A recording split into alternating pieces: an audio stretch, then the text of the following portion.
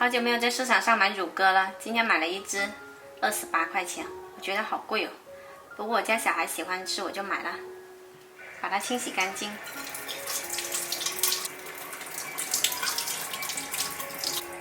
肚子里面的血块要掏干净，不然做出来会比较腥。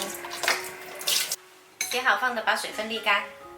然后我们来调一个料汁，2勺生抽，1勺蚝油，一点点食用盐，少许白糖，再来点老抽，加入1碗清水，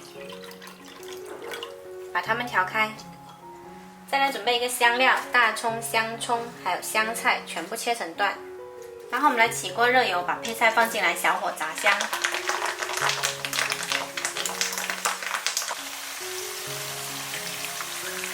炸到金黄了，就把配菜夹出来。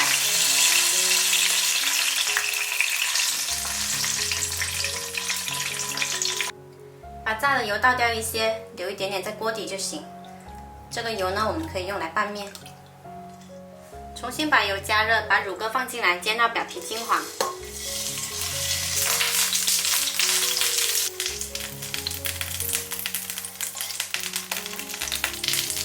把乳鸽表皮煎到金黄，然后就把配菜放进来，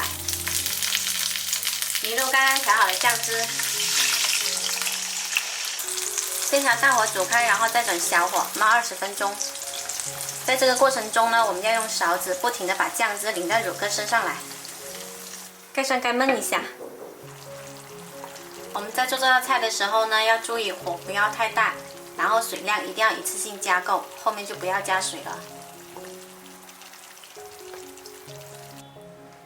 乳鸽焖熟后，把肚子剪开，然后放到砂锅里，放上几个烫熟的西兰花，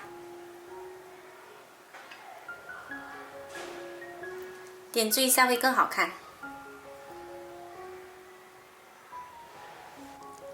锅里还留一点料汁，然后把香料渣捞走，再大火煮开，勾个薄芡。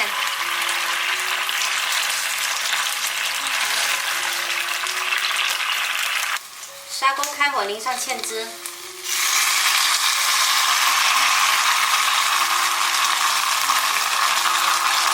我们这道既好吃又营养的葱烧乳鸽就做好啦。喜欢的朋友可以收藏起来试一下。